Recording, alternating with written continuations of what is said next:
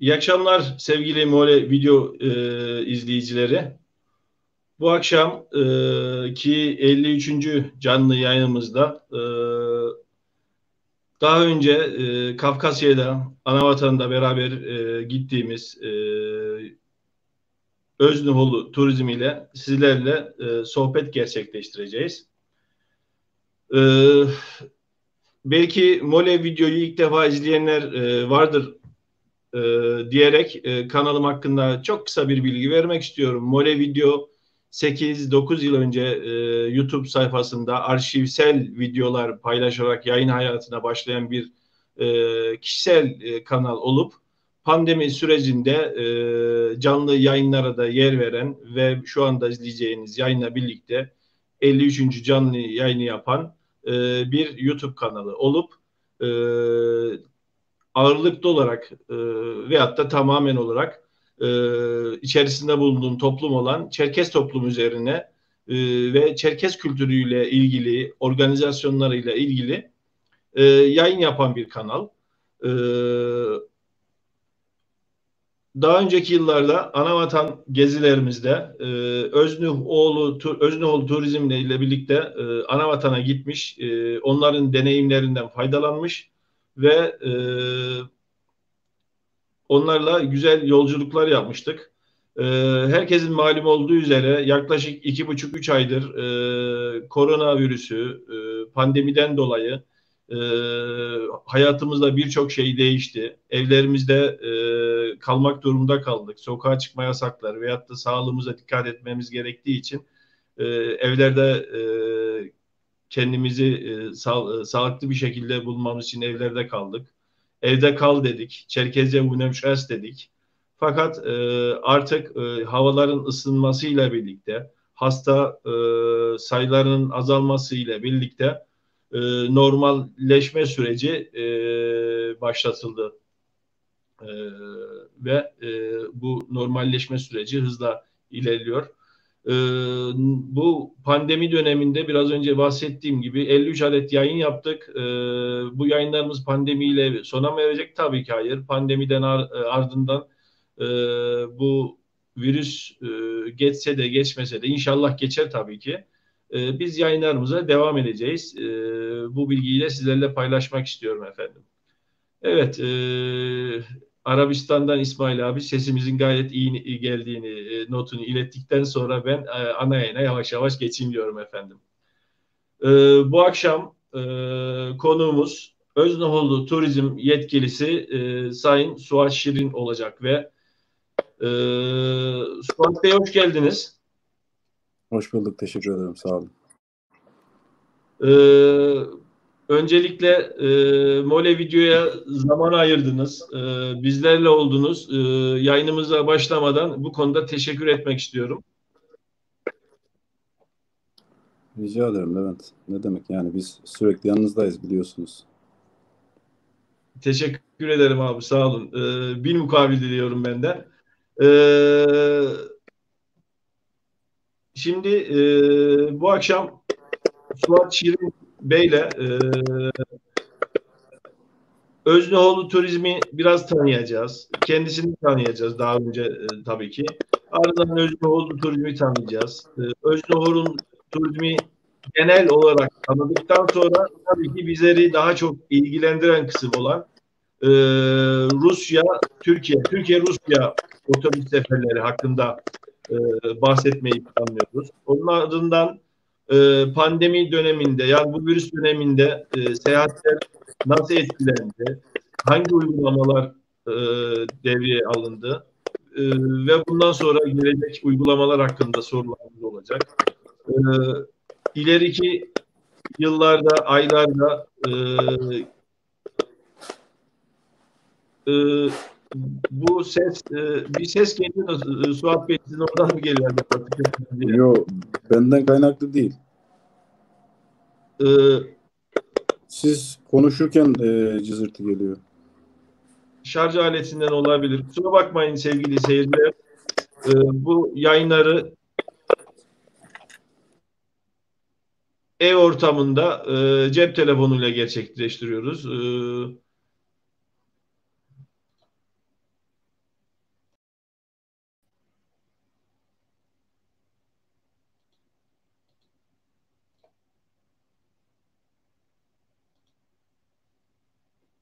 Ee, Bağlantıda bir sorun oldu zannedersem.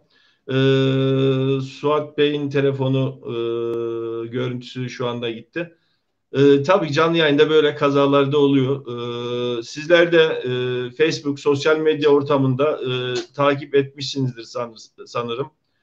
Öznoğlu Turizm'le birlikte Anavatan gezilerimiz oldu. Onlarla birlikte güzel organizasyonlara imza attığımızı e, diyebilirim.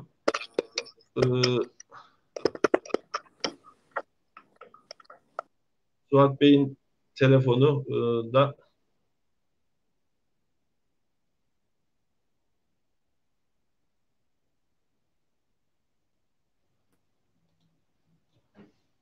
yayını ben devam edeyim bari. Suat Bey bugün Samsun bölgesinde Öznoğlu Turizm işletmesiyle ilgili işler yapmak amacıyla Samsun bölgesine gideceğini belirtmişti. Ve yetişeyim, yayına yetişeyim diye biraz hızlı geldi. İnşallah Mole video yayına katılacağından dolayı da ceza yememiştir diyorum. Hızlı bir şekilde Rize'ye döndü ve yayınımıza katıldı diyorum. Ve Suat abi sesim geliyor mu?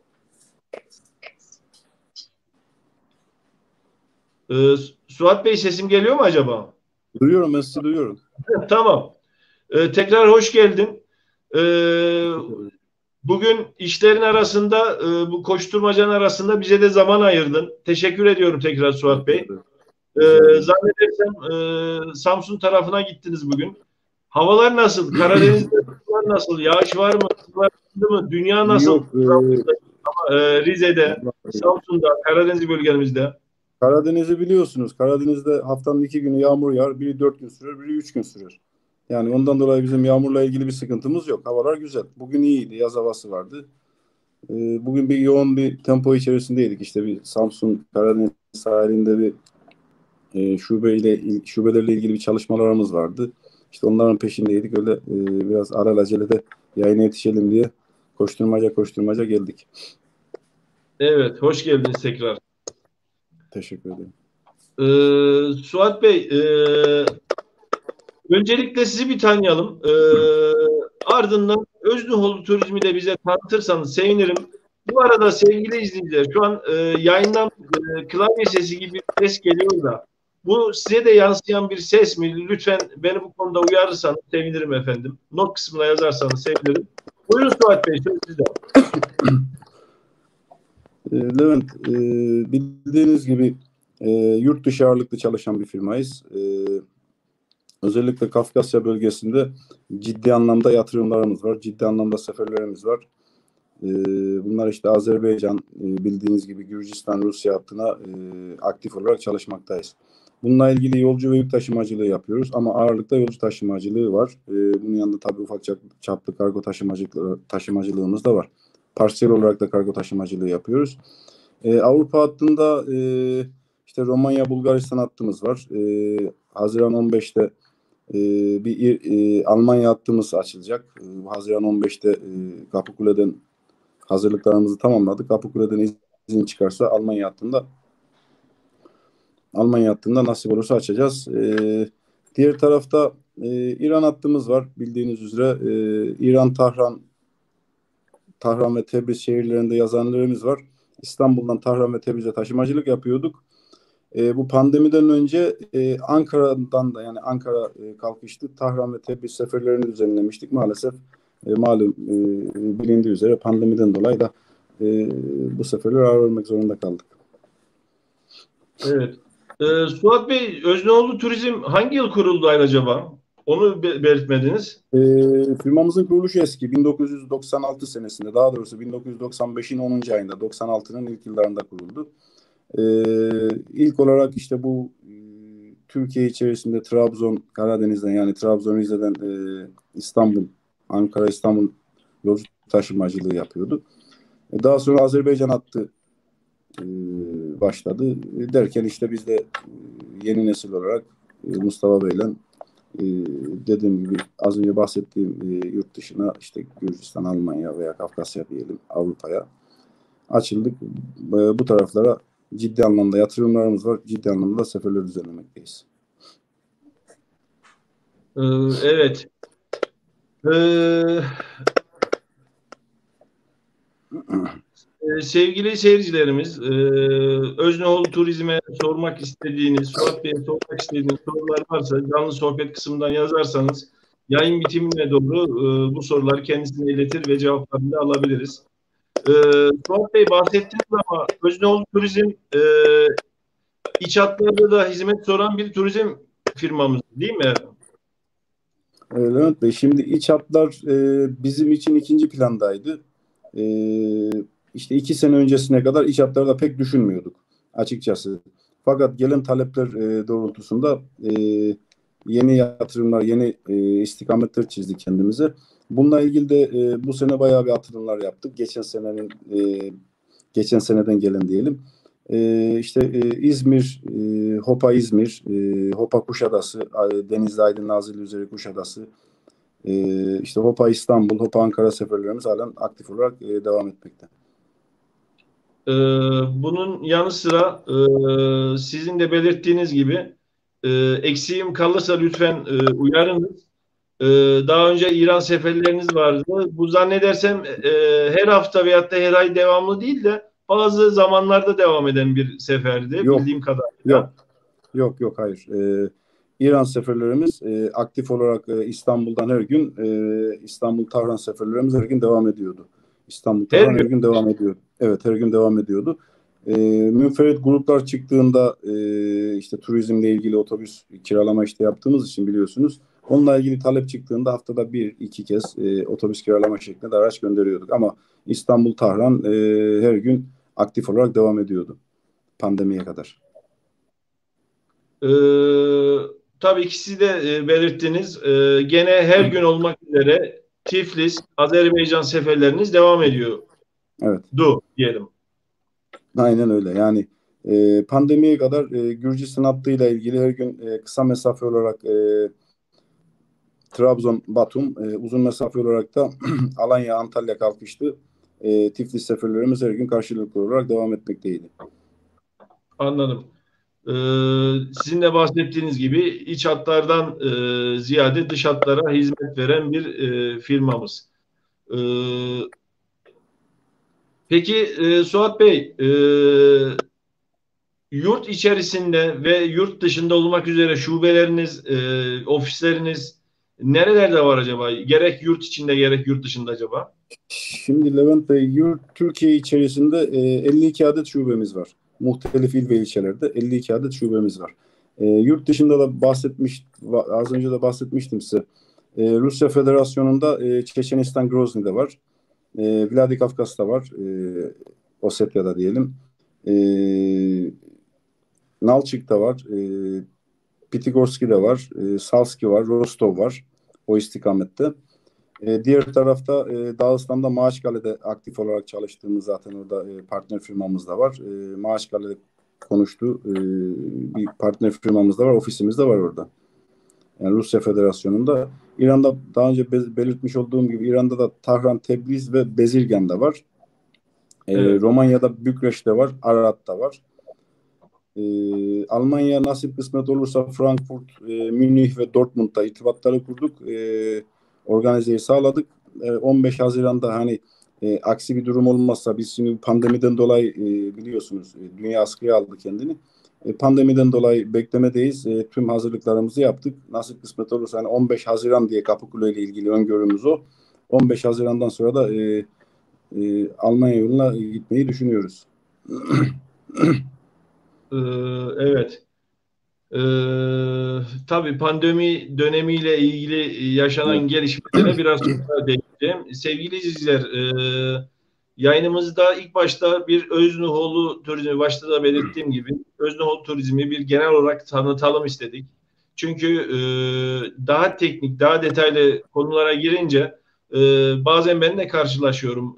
Firma sanki yeni kurulmuş bir firma veyahut da bir iki otobüste hizmet sunan e, Kayseri Pınarbaşı arasında hizmet sunan firma mı acaba gibi sorularla da karşılaşıyoruz ve bildiğim kadarıyla ben de cevapları veriyordum. Fakat biraz önce bahsettiğim gibi önce bir Özneoğlu Turizm'i daha detaylı tanıdıktan sonra son gelişmelere değineceğiz ve tabii ki asıl konumuz olan Kafkasya kısmından bahsedeceğiz. Peki Suat Bey, daha önce ben de karşılaşmıştım. Sizlerle seyahat etmek isteyenler olur ise internetten bilet temin edebiliyorlar mı? Tabii ki ofislerden birebir alma temin etme imkanları var ama internette de var mısınız? Tabii ki. Biz normalde Gürcistan, Türkiye ve Azerbaycan hattıyla ilgili biletal.com kendi internet sitemiz var. Özneoğluseyahat.com'dan. Orada bilet satışları yapmaktayız. Yurt dışı genelde kendi internet sitemizden satışını yapıyoruz. Çünkü biletal.com daha çok yurt içi ve işte yakın bölgelere hitap ettiği için internetten normalde özneoğluseyahat.com'dan yolcularımız biletlerini alabilirler. Bizle ilgili zaten detaylı bilgiye de oradan ulaşabilirler. Ama şöyle de bir parantez açmak istiyorum. Tabii ki bizlerle daha ilgili olduğu için Kafkasya'ya yapmış olduğunuz seferler zannedersem direkt ofislere arayıp iletişim kurmaları gerekiyor. İnternette Kafkasya kısmı açılmadı zannedersem. Şimdi internetin Kafkasya kısmını biz bilerek açmadık.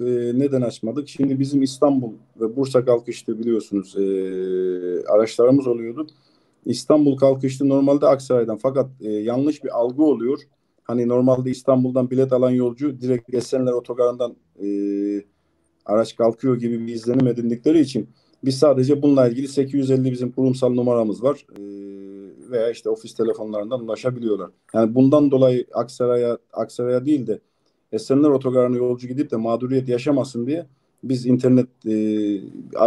Rusya ile ilgili internet biletlerini direktmen kendi ofislerimizden satışlarını yapıyoruz. Yani internet biletini açmamıştık. Bu seneye kadar artık pandemiden sonra onunla ilgili de bir çalışmamız var. O da gündemimizde. İnşallah hayırlısı diyelim.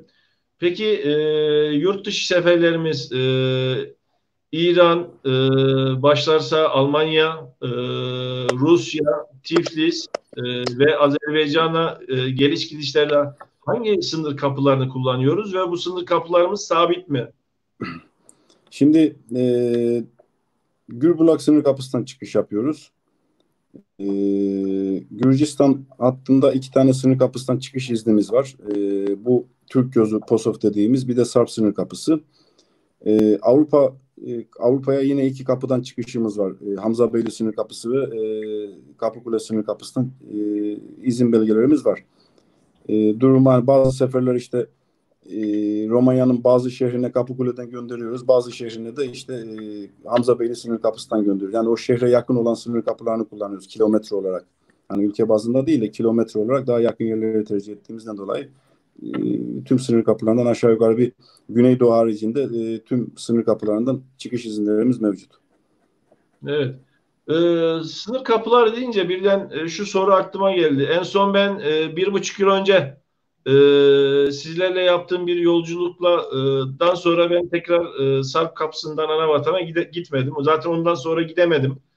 E, Bu Mayıs ayında niyetim vardı ama hastalık çıkınca maalesef herkes gibi biz de evimizde kalmak durumunda kaldık.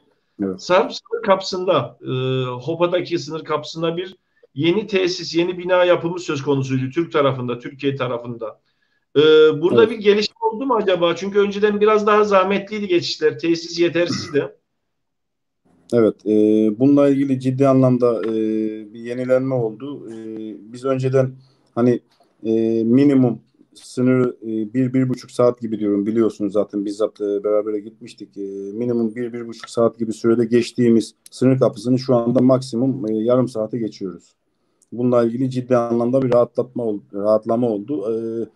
Yığılma olmuyor. Artı yağmurda veya işte atıyorum güneşte yolcuların da bayağı bir sıkıntı çekiyorlardı. O da ortadan kalktı tamamen. Evet, bu güzel bir haber. Yani yarım saatte o kapıyı Evet. geçmek. e, Evet, evet. Ciddi anlamda rahatlattı sınırı yani. evet.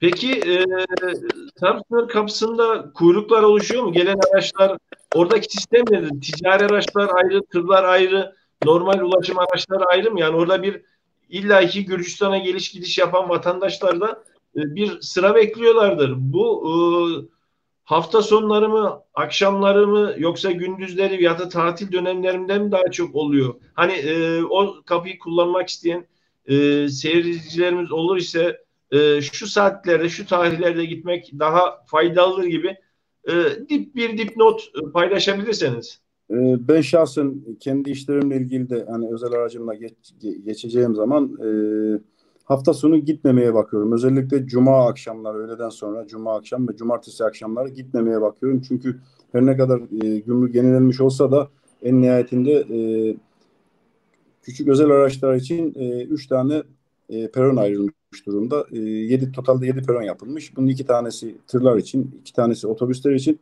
3 tanesi özel araçlar için. Her ne kadar 3 tane peron dahi olsa yine de bir sıkışma söz konusu oluyor. Ondan dolayı ben şahsım özel aracımla geçerken cuma akşamlarını ve cumartesi akşamlarını tercih etmemeye çalışıyorum. Evet.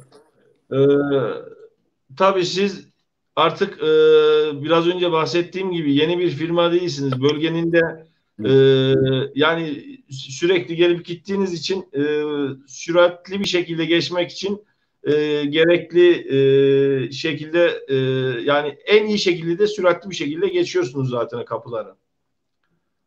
Mümkün mertebe elimizden geldiğince buna gayret ediyoruz. Evet. Çünkü kapıdaki yoğunlukları, sıkıntıları, çekilen çileleri çok iyi bildiğimiz için mümkün mertebe bununla ilgili hani çok yoğun zamanlarda özellikle Gürcü sanatları için konuşuyorum. Bazen işte otobüs sistemi, ulaştırmanın sistemi diyelim. Ulaştırmanın sisteminde bir gerileme söz konusu olduğu zaman biz karşı tarafta bir araç hazır tutuyorduk.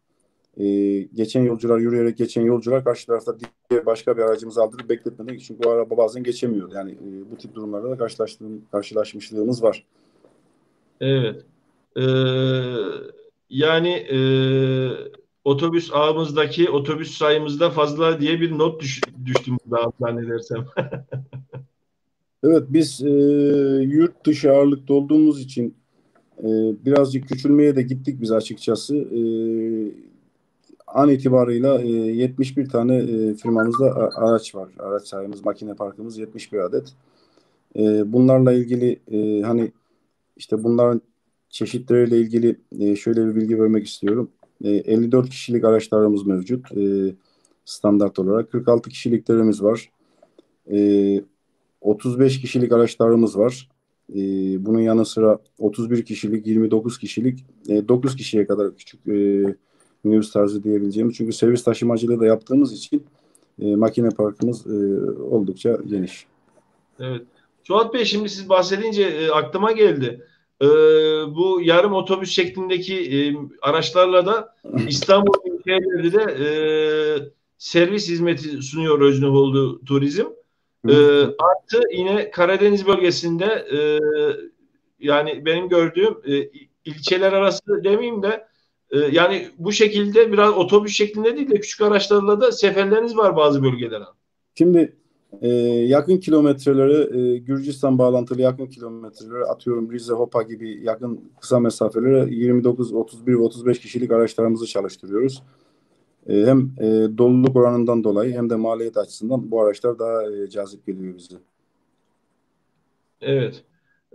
İzleyicilerimiz de bu arada sorular yazmaya başladılar. Kusura bakmayın Suat Bey, aynı anda hem bilgisayar ekranına hem telefona hem de diğer laptopa gelen soruları takip ediyorum. Sizi dinlemeden kafam diğer tarafa dönüyor gibi oluyor. O yüzden izleyicilerden de ve sizden de özür dilerim. E, Rica ederim.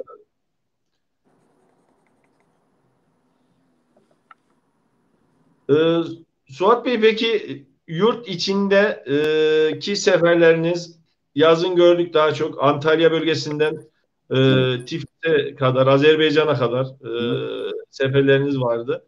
E, bu seferleri sadece yurt dışına gitmek isteyenler mi kullanmak durumunda, veyahut da misal Antalya'dan Trabzon'a giden kişi de kullanabiliyor mu? Öyle bir kısıtlayıcı kanun var mı?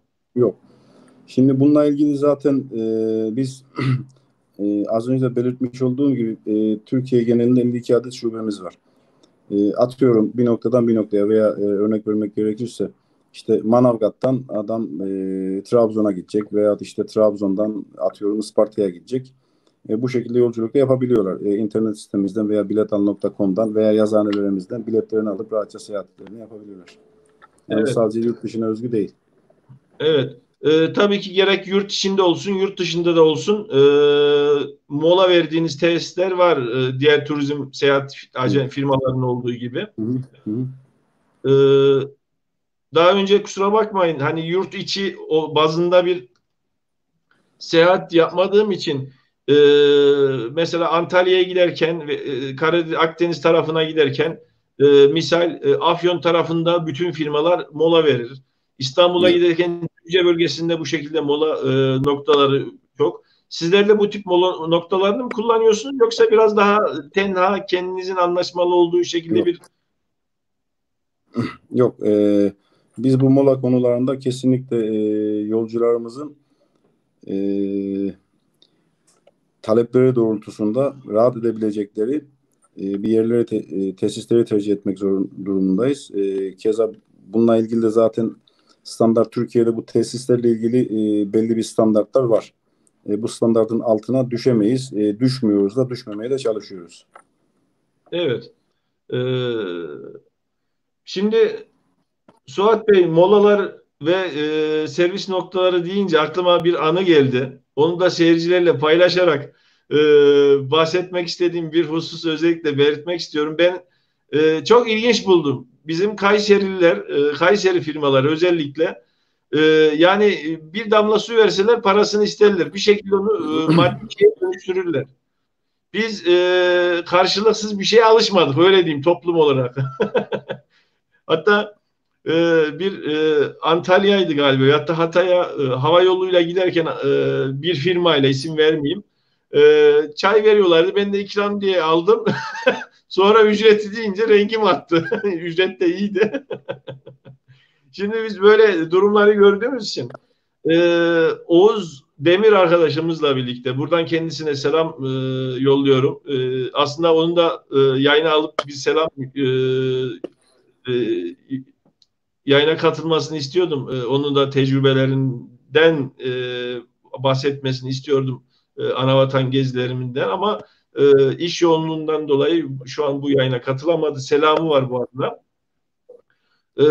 2014 yılında Çerkez sürgününün 150 yılında biz Oğuz Demir arkadaşımızla birlikte Anavatan'a gitmiştik. Zaten ondan yaklaşık birkaç önce siz Kafkasya seferlerine başlamışsınız ve sizle yaptığımız ilk yolculuk oydu. Ankara Kayaş'tan başlayan bir yolculuğumuz olmuştu. Güzel de bir yolculuktu ama Kemal Paşa'daydı zannedersem Ecevit Bey'in eski ilk yeri. Tam ilçe merkezindeydi. Hı E, hı, evet. Sevgili izleyiciler Kemal Paşa'ya gelmeden önce otobüste küçük bir fiş dağıttılar. Kahvaltı fişi dediler.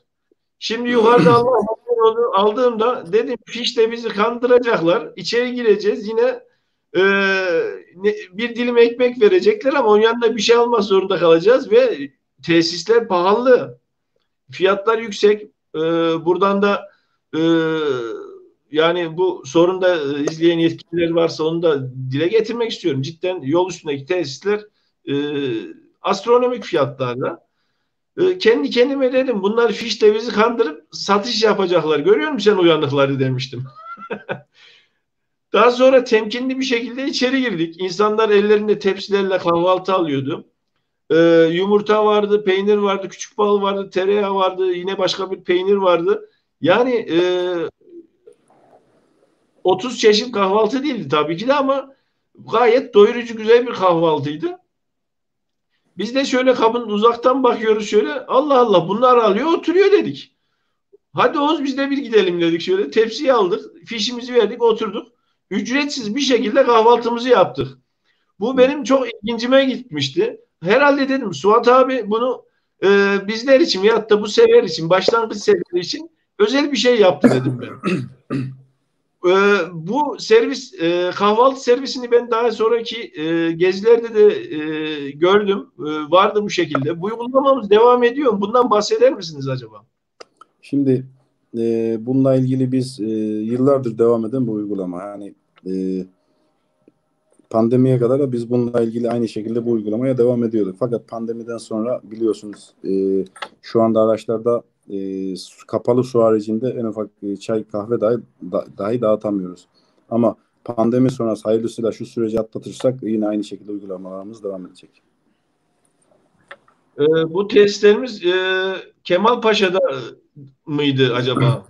Şimdi aracın gideceği güzergaha göre değişiyor. Hani yurt dışından gelen araçlar için konuşalım veya Sarp sınır kapısından gelen araçlar için diyelim. Kemalpaşa'da uğruyoruz. Biliyorsunuz Ecevit Tosuroğlu iş ortağımızdır. Selam olsun kendisine de. Çavuşlu var. Görele Çavuşlu'da tesis var. Çavuş, Orada evet. kullandığımız. Evet. Samsun'da var. Ankara istikameti için konuşuyorum. Sungurlu'da var. Çorum Sungurlu'da var. Bir de Afyon Sandıklı'da var. Antalya'ya giden araçlarımızın kullandığı. İzmir'e giden araçlarımız da Sivrihisar'da. Eskişehir Sivrihisar'dan mola verip oradan İzmir'e devam ediyorlar. Evet. Bu bilgiyi dediğim gibi ben ilginç bulmuştum bu olayı ve bunu ben izleyicilerimize paylaşmak istedim. Firma sabah kahvaltısını bu şekilde ücretsiz olarak konuklarına ikram ediyor efendim. Evet. Özneoğlu Turizm'den başka firmalar bunu yapıyor mu bilemiyorum. Ama işiniz gücünüz rast gelsin diyorum abi. Güzel bir uygulama. Teşekkür ediyorum. Sağ olun. Peki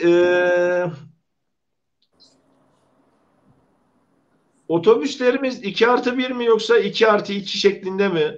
Yurt dışı seferleri benim dikkatimi çekiyor. Genelde 2+2 koltuklar, yani pandemi öncesinde 2+2 koltuklar, koltuklu otobüsler tercih ediliyordu özellikle. Çünkü Evet. bana soruyorlardı. Levent, otobüsler 2+1 mi? Bu şekilde gidebilir miyiz, gelebilir miyiz? Ama böyle bir yani böyle bir şey izlenimim var. Bu yurt dışı servislerinde 2+2 mi daha çok kullanılıyor? Kullanılıyorsa sebebi ne olabilir? Şimdi Levent Bey şöyle izah edeyim bu konuyu. Normalde otobüs olarak hani içindeki koltuk düzenine bakılmaksızın 2+1 ve 2+2'nin maliyeti aynı. Hani bir yola A noktasından B noktasına gidiş geliş maliyeti aynı. Şimdi yurt Evet. dışı haliyle uzun ve meşakkatli ve bir o kadar da maliyetli bir yol olduğu için normalde 2+2 koltukları tercih ediyoruz. Hatırlarsanız Rusya'ya biz 2+1 koltuk ve VIP koltuklu araçla başlamıştık. Özellikle de o aracı Rusya için almıştık biz. Fakat dediğim gibi hani doluluk oranı artıyor muydu? Evet, Rusya'da pek ilk başladığımız dönemlerde biliyorsunuz istediğimiz verimi alamadık. Fakat işte Azerbaycan yolu olsun veya Gürcistan yolu olsun 2+1 Gürcistan'a 2+1 araçlarımız çalışıyor.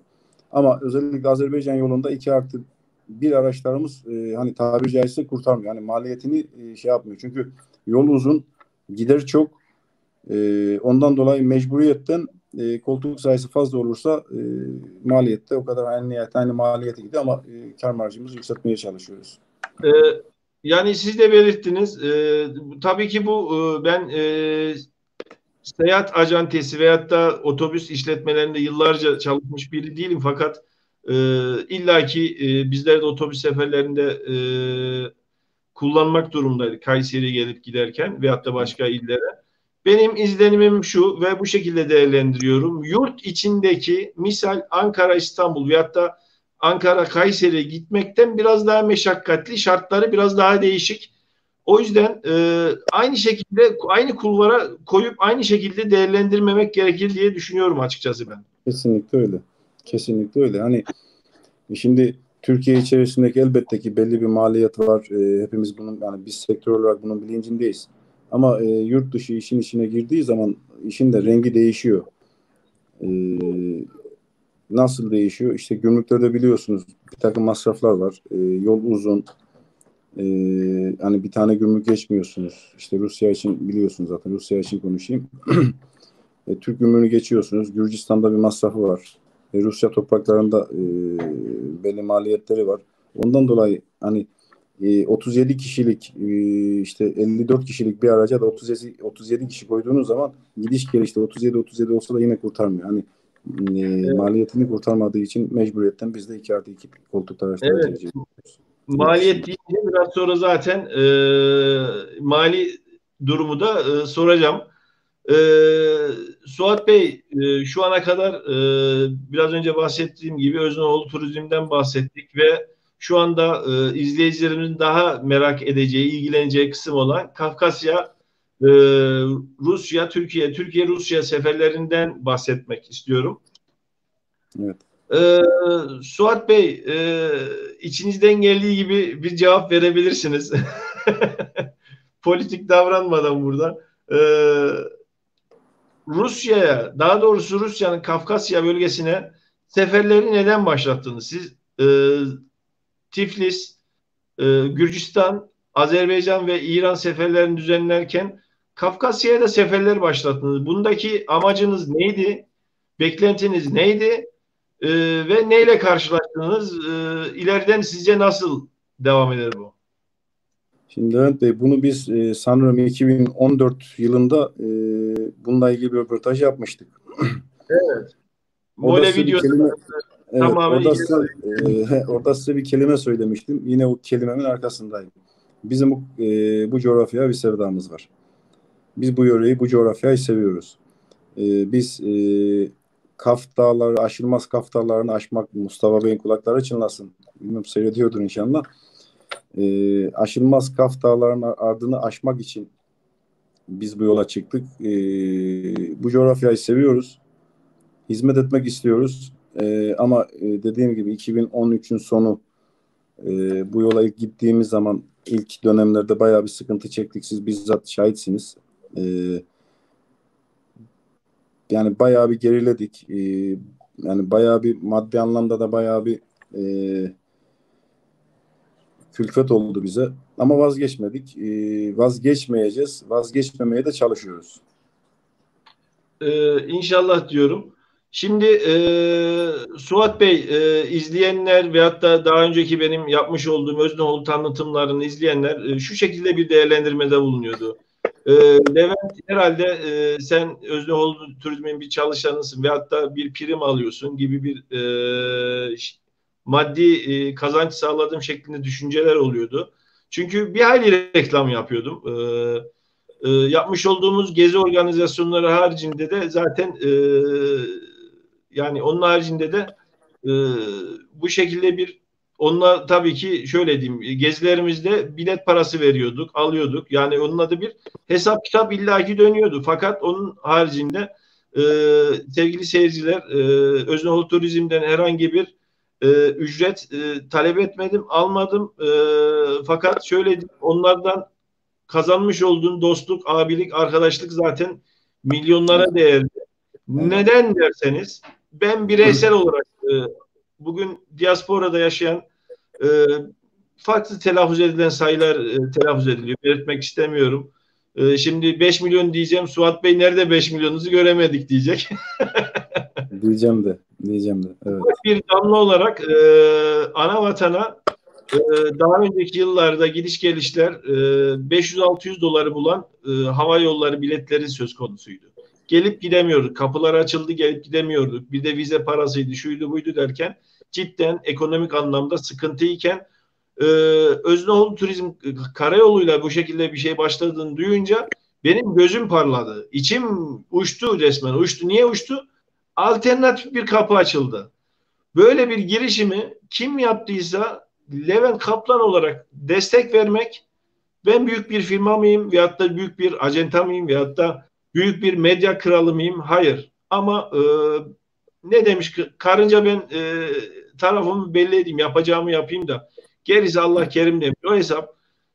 Ben bu konuda kusura bakmayın destek verdim ve inşallah bundan sonra da devam edeceğim. Keşke toplumumuzda biraz daha destek verseydi veyahut da ana vatandan bahseden kesimler biraz daha destek verebilseydi veyahut da gelip gitmese bile, bazıları diyor 24 saat 30 saat yolculuk zor diyor. Zor cidden, tamam, onları anlıyorum ama bugün kargoya biraz sonra bahsedeceğiz Suat Bey'le de. Bir mektup yol, bir zarf veriyorsunuz. 24 saat sonra, 27 saat sonra nal çıktı. Bunlar önemli şeylerdi. Bundan dolayı ben anavatanla ilgili bağımızda büyük bir artı olarak gördüğüm için e, nacizane olarak elimden geleni yapmaya çalıştım. Suat abi kusura bakma, bu konumuzdan içerisinde olmayan bir şeydi ama her zaman uhdesi olan, e, sözü geçen bir şeydi. Allah işinizi gücünüzü rast getirsin diyorum o anlamda. Teşekkür ederim. Sağ olun. E, ve biraz önce bahsettiğim gibi bugün Kayseri'ye gidince annemin babamın yanına nasıl gidiyorsam, ailem gibi gidebiliyorsam, Karadeniz tarafına gidince ben diyorum orada bir abim var diyorum. Bunu Teşekkür ederim. değiştirebilmek bile zannedersem e, özel bir durum olsa gerek diyorum. Yani seyircilerimiz Ne böyle. mutlu bize. Ne mutlu bize Levent. Yani o izlenimi bıraktıksa sen de ne mutlu bize yani. Peki Suat Bey, Kafkasya seferlerimiz 2014 yılında başladı. Evet, Kayseri'den başladı. Doğru diyorum evet, zannedersem. doğrudur, doğrudur. 3 veya da 4 sefer düzenlediniz Kayseri'den. Evet, aynen 4-0 yaptık. Onun akabinde İstanbul'a, Aksaray merkeze döndünüz. Çünkü yolcu çıkmadı Kayseri'den. Evet. Kayseri'de Çerkez var diye seçtiniz herhalde. Sanayisi de var. Oradan gelen giden olur diye düşünmüştünüz herhalde. Evet, şeyden kaldırıyorduk araçları da. Doğu garajından. Kayseri Doğu garajından kaldırdık bir dönem araçları. Fakat biz ilk yola çıktığımız zaman, hani bir laf var ya, yola çıkarken bir de yolda buldukların diye. Biz yola çıkarken çok farklı beklentilerimiz vardı. Fakat yola çıktıktan sonra gerçekten bir hüsrana uğradık ama bu şevkimizi kırmadı. Yani Evet. azmimizi yıldırmadı. Bununla ilgili hattı biz İstanbul tarafına çektik. İstanbul'dan devam ettirdik. Çok enteresandır.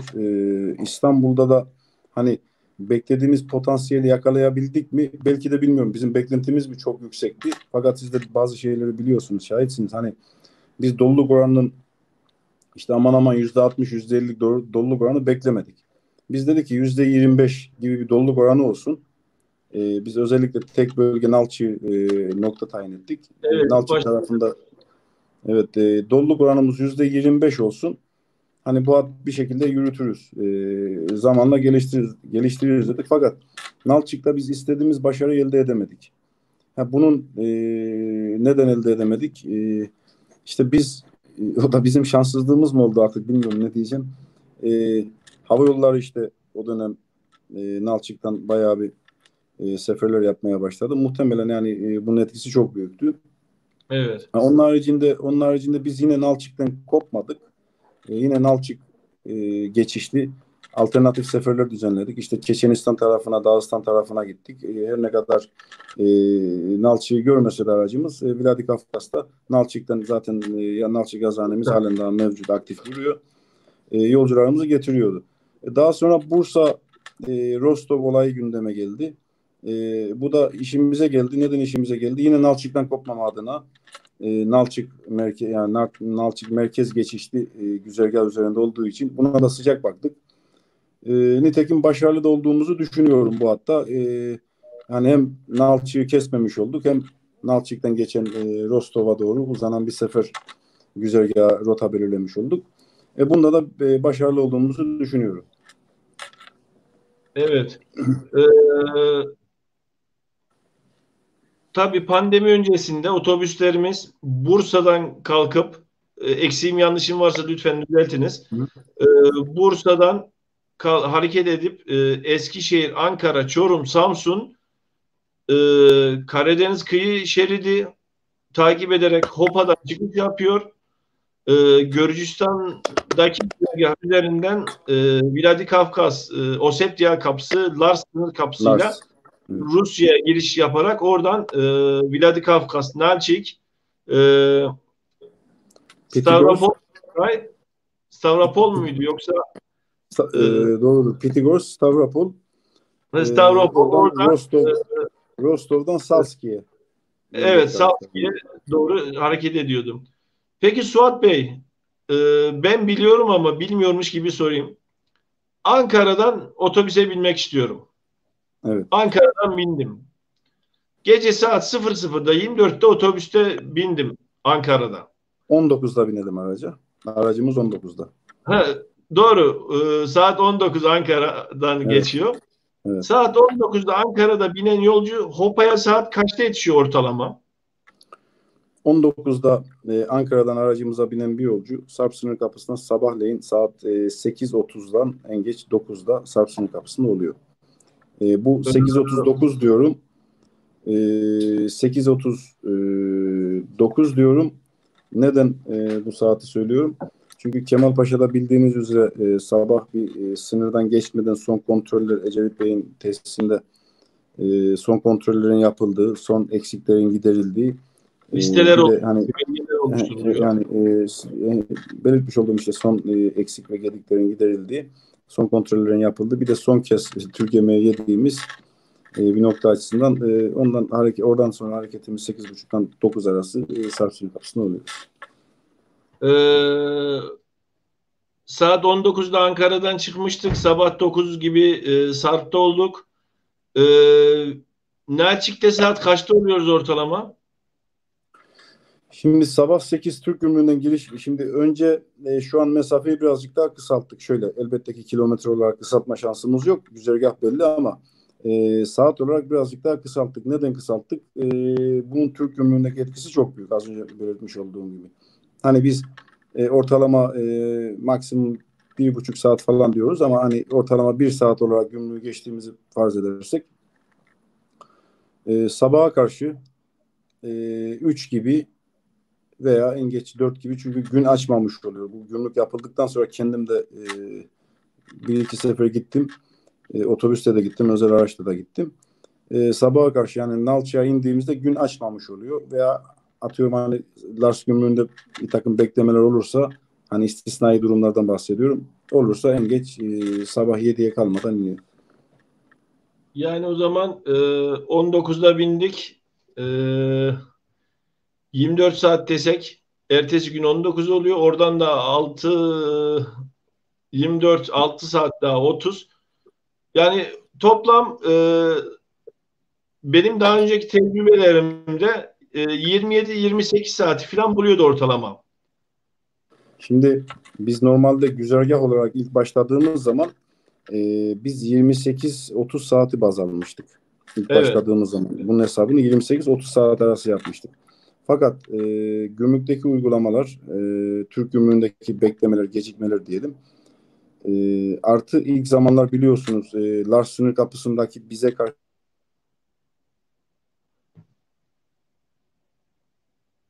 E, Suat Bey sesiniz gitti. Heh, duyuyor Şimdi musunuz? Rus sınır kapısında E, dediniz orada sesiniz gitti. Sanki ben kapatmışım gibi olmasın. Rus Oradan konuşsanız. yok yok. E, Rus sınır kapısındaki bir takım zorluklar var. Bunu bizzat biliyorsunuz. Şimdi dile getirmeye gerek yok. Bizi ilgilendiren konudan bahsediyorum. Bir takım bekletmeler oluyordu. 3 saat, 5 saat falan. Hani biz bunları baz almadan biz bu yolu ilk kendi özel araçlarımızla birkaç kez gidip geldik. 28-30 saat olarak düşünüyorduk.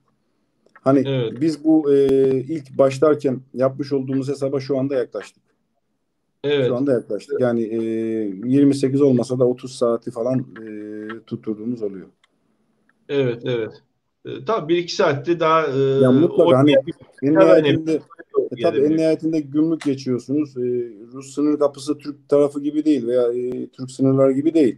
Bir tane yolcuda bir problem çıktığı zaman otobüste 54 kişi varsa 54 kişiyi bekletiyor. Ta ki onun problemi çözülene kadar biliyorsunuz otobüste göndermiyor. Hani bunlar da istisnai Evet. durumlar. Bunlara gecikmeler neden oluyor biliyorsunuz. Evet. Tabii orada da işleyen bir kural dizilesi var. Oranında gerek güvenlik gerek gümrük alanında Evet, uygulamalar evet, var. evet, Açıkçası ben yadırgamıyorum. Biraz evet, yavaş çalışıyorlar ama yadırgamıyorum. Ben büyük bir zevk alıyorum o sırayı beklemeye.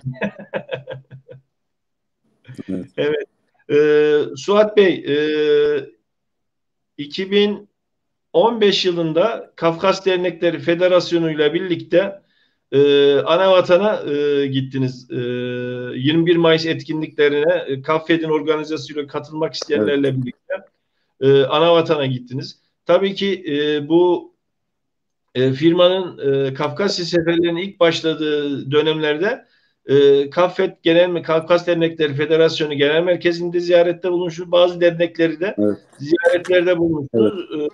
Kurumlarımızı bu anlamda bilgilendirmiştiniz. Hatta 14 yılında şöyle bir anım aklıma geldi. 2014 yılında biz sınırı geçtik. Sınırı geçtikten 4 saat sonra sel gelip orada 13-14 tane hayatını kaybeden insan olmuştu. Tırları falan götüren Evet. şekilde Maalesef. uzun Evet. sel Evet. Evet. oldu. Maalesef. E, Maalesef. Beraber gittik, sizle dönemedik. Yollar kapalıydı. Siz orada kaldınız filan. Biz Evet. Krasnodar'da bir bilet bulduk. Evet. Oğuz'la beraber dönüş yapmıştık. Evet. Konumuz neydi? Neydi? Şimdi oradaki öyle bir etkinliğe katıldık ve 2015 yılında Kafkas Dernekleri Federasyonu ile bu şekilde bir ortaklaşa etkinlik gerçekleştirdiniz. İki Evet. otobüsle mi, üç otobüsle miydi acaba? Şimdi federasyona biz o tarihte 2 tane otobüs vermiştik. Yani 2 İki. otobüs federasyona vermiştik ama münferit seferini tamamlayan bir otobüsümüz de o esnada Rusya'daydı. Yani o Evet, anda o gün 21 Mayıs'ta 2015 21 Mayıs'ında biz 3 tane otobüsle Rusya'daydık. evet. Biraz önceki olaya da nereden girdiğimi şimdi anımsadım. 21 Mayıs etkinlikleri Kefken'de yapılacaktı. Orada da halk tabiriyle Sezar'ın hakkı Sezar'adır diyerek kafede otobüs konusunda da yardımda bulunmuştunuz. Siz Evet. gelemediniz. Otobüs tahsis Kafkasya'da etmiştik. kalırken o şekilde toplumumuza bir katkıda bulunmuştunuz. O Evet. anlamda da bahsettiğim gibi kurumlarımız illaki etmişlerdir. Kurum adına konuşmak haddime değil ama ben dediğim gibi toplum adına bildiğim bir şeydi. Burada da seyircilerimizin de böyle bir katkı sunduğunuzu bilmesini e, Teşekkür isterim. ediyorum. Konu kafede olunca Atilla Bey'i de yanıma yayına alıyoruz. Atilla Bey dönemin Kafkas Dernekleri Federasyonu Yönetim Kurulu'ndan Atilla Mutlu Alkış. İzleyenler zaten genelde biliyordur. Kendisi Göksun ve Federasyonunun yönetim kurulunda ve bu etkinlikleri organize eden kişiydi. Doğru mu Atilla abi? Öncelikle hem sana Levent hem de Suat Bey ikinize de çok selam ediyorum. Yayınınız hayırlı uğurlu olsun diyorum. Teşekkür Suat Bey'le bu sene yüz yüze görüşemedik ama buradan gördüğüme Evet, sevindim. maalesef. Başını değiştirmiş. Sakalın da hayırlı olsun Suat. Teşekkür ederim. Sağ olun.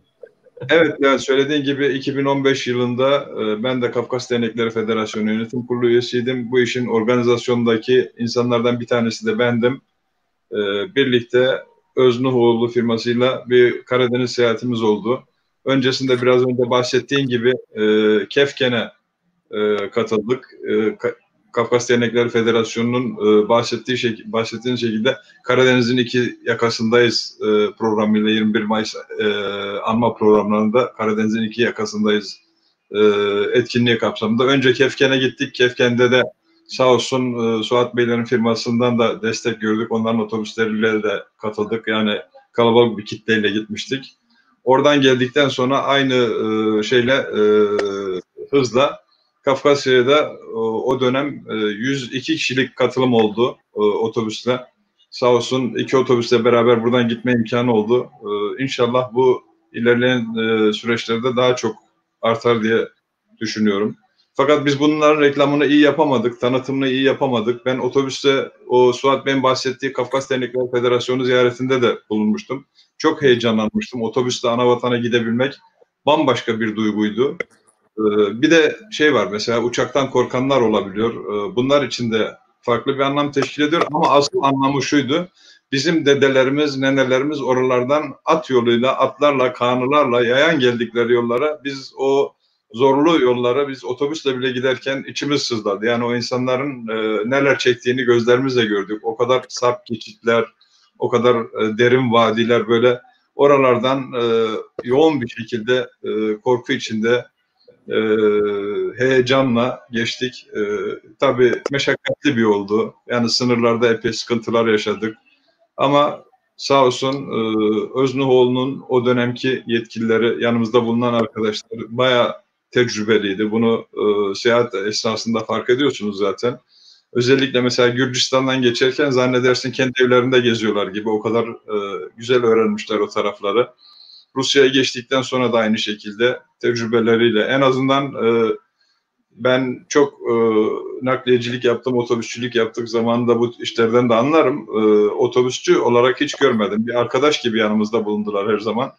Bütün firma yetkilileri, yani kaptanlarından işte görevli arkadaşlarımıza kadar tamamı, bütün hepimize çok güzel yakınlık gösterdiler. Hatta otobüsler sağa sola takıldı, bazen sıkıntılar yaşandı, şu oldu. En ufak bir yüzlerini bile ekşitmediler. Yani bu güzel bir olay. Çok teşekkür ediyorum bu yüzden gösterdikleri duyarlılık için. 2018'de Suat Bey'le beraber gitme şansımız oldu. Mustafa Bey de vardı yanımızda beraber. Evet. Sağ olsunlar. Çok güzel günlerimiz geçti orada. Yani güzel bir firma, güzel hizmetleri var. Ama biz bunu yeterince kamuoyuna duyuramadığımıza inanıyorum ben halen. Buradan atlayıp otobüsle, özellikle dil bilen bütün Çerkezlilerin rahatlıkla anavatana gidip, hiçbir rehber olmaksızın rahatlıkla gidip gezip dönebileceklerini bilmeleri gerekiyor. Bu otobüsler de her gün yani sürekli düzenli seferler organize ediyor. Maddi açıdan yoğun bir külfet getirmiyor. Biz mesela Kafkas Dernekleri Federasyonu olarak $500 kişilere konaklama, seyahat, gidiş geliş, vize ücretleri dahil götürüp getirmiştik insanlarımızı. Bilmiyorum şu anki ücretler nasıl çıkıyor ama bu sene bu virüs musibeti nedeniyle katılamadık. Bu sene de programlanmıştı aslında. Talepler de toplanmaya başlamıştı ama biz bu organizasyon yapılamadı. İnşallah bundan sonra yapılır ve bunun reklamı çok yapılırsa bu arkadaşlarımız da gerçekten yurt içinde gezer gibi anavatanda gezebilen, oraların en azından evraklarına gerekiyor, bunları iyi öğrenmişler. Ne bileyim, seyahatle ilgili hiçbir sıkıntıları yok. Orada gittiğimiz takdirde gümrük yetkilileriyle olsun, trafik polisleriyle olsun, jandarma yetkilileriyle olsun, diyalogları çok güzel. Onlarla iletişimleri iyi olduğu için rahat bir seyahat imkanı sağlanıyor orada da. Ben Öznuhoğlu'nu bu sayede tanımış oldum. Kendilerini de tanımaktan çok mutluyum. Çok güzel bir hizmet yapıyorlar. Toplumumuz adına da güzel bir hizmet verdiklerine inanıyorum. Bu hizmetlerin devamını diliyorum kendilerine. İnşallah.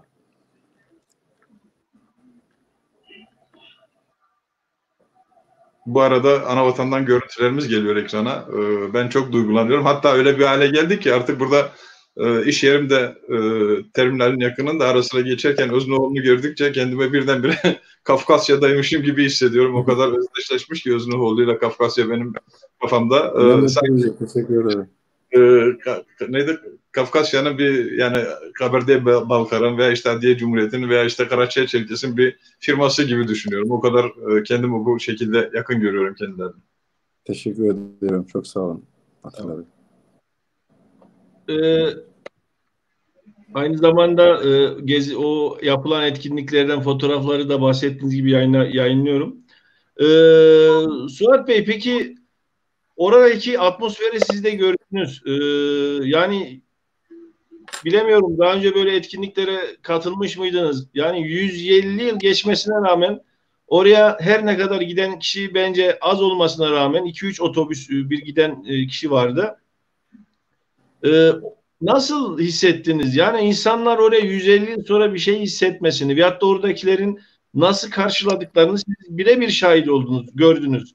Yani üçüncü bir taraf olarak, her ne kadar siz de Karadenizlisiniz, aynı coğrafyanın insanıyız diyebilirim ama bunu üçüncü bir taraf olarak nasıl değerlendirdiniz acaba? Bunu da merak ediyorum.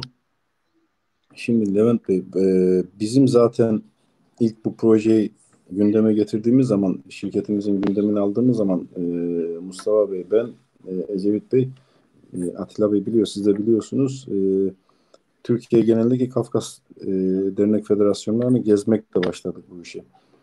Ya, kültürü yaşamak ve kültüre sahip çıkan insanları gördükçe bu bizi azmimizi artırdı. Yani bakıyorsun gerçekten, hani üçüncü bir kişi olarak konuşuyorum. 150 yıllık silinmemiş ve eminim yüzyıllar boyu devam edecek bir kültüre sahipsiniz. Ve çok önemli bu. 7'den 70'e bu kültüre herkes sahip çıkıyor. Zaten hani bu kültüre sahip çıktığınızdan dolayı biz de dedik ki yani böyle bir kültür var. Bu insanlar bu kültürünü burada yaşıyorlar. Biz de bir köprü olalım. Ya bunun elbette ki ticari boyutu da var. Fakat bir de sosyal boyutu var. Yani biz böyle bir köprü olalım dedik. Bu bizim azmimizi artırdı. Yani biz o sizin gözünüzdeki o ışığı görmemiş olsaydık biz bu coğrafyaya gitmezdik. Çünkü gerçekten ciddi anlamda yatırımlar yaptık. Çok yerde işte hani ciddi anlamda yatırım yaptık, döktük, toplayamadık. Ama o azmi biz gördük.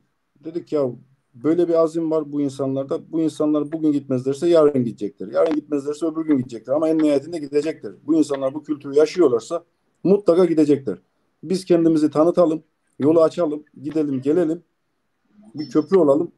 Mutlaka bu akacak dedik ve en nihayetinde de bir doğru yol üzerinde olduğumuz hala düşünüyorum. Çünkü pandemi var. Pandemiden sonra da biz seferlerimize hız kesmeden devam edeceğiz. Evet. Atilla abi yayınımıza katıldın. Teşekkür ederim. Bu şekilde İznin olursa bir anı paylaşmak istiyorum. Suat ve Mustafa ile birlikte yaşadığımız. Kafkasya'ya giderken sürekli Mustafa Bey ve Suat Bey işte Uzungöl'ü anlatıyorlar, Anzer'i anlatıyorlar. İşte şöyle güzel, böyle güzel. Ben de iddia ediyorum Kafkasya daha güzel. Fakat bir türlü anlaşamıyoruz. Gittik Kafkasya'ya. Mavi Göl var o bölgede. Sürekli ikisi de paylaşım yapıyor. Telefonda da anlatıyorlar. İşte böyle güzel, böyle güzel, böyle güzel falan. Dedim hani Anzer güzeldi, işte Uzunayla güzeldi, Uzungöl güzeldi falan. Ya burası dediler bambaşka bir yer. Burası anlatılmaz. Biz güzel diye kendimize avutuyormuşuz diye böyle bir şeyleri de oldu. Gerçekten, o yüzden kesinlikle katılıyorum. Görmesini diliyorum. İnşallah Atilla Bey nasip kısmet olursa bu seneyi pas geçtik. 2021'de inşallah bizzat 21 Mayıs etkinliklerine ben de katılmayı düşünüyorum. Bu arada sağ olsun ikisi de şeyi çok güzel öğrenmişlerdi. Seyahat boyunca Adiye Vay Vay, özellikle Mustafa'nın kulakları çınlasın. Evet, bütün Mustafa götürüp getiriyorlardı bizi. Evet Mustafa o konuda bayağı bir beceri sahibi olmuştu. Kendisine de selamlarımı iletiyorum buradan. Sağlık nedenlerinden dolayı da katılamadı. Hepinize ayrı ayrı selam var, üstüme kalmasın. Çok teşekkür ediyorum. Levent sağ olasın böyle bir program yaptığın için. İnşallah bunu izleyen insanlarımız seneye, bundan sonraki yıllarda en azından yani bugünden itibaren Kafkasya'ya otobüsle gitmeyi düşünüp bu firmayı da tercih edip bizim de gerçekleri belki de az bile söylediğimize inanacaklardır diye düşünüyorum. Teşekkür ediyorum. Çok teşekkür ederim Atilla Bey. Görüşmek üzere. Sağ olasın. İyi akşamlar. Atilla Bey yayına katıldığınız için teşekkür ederim. Anılarınızı bizle paylaştınız. Bir dahaki yayınlarda buluşmak üzere diyorum. Ev halkına da selamlar, iyi akşamlar efendim. Çok teşekkür ediyorum. Bizden de selamlar, iyi akşamlar, iyi yayınlar diliyorum. Sağ olun. İyi akşamlar.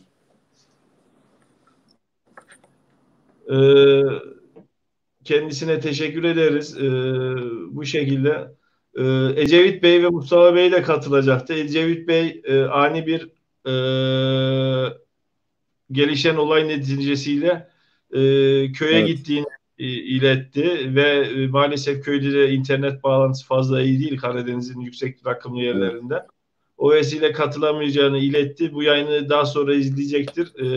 Kendisine hem selam ederiz hem teşekkür ederiz.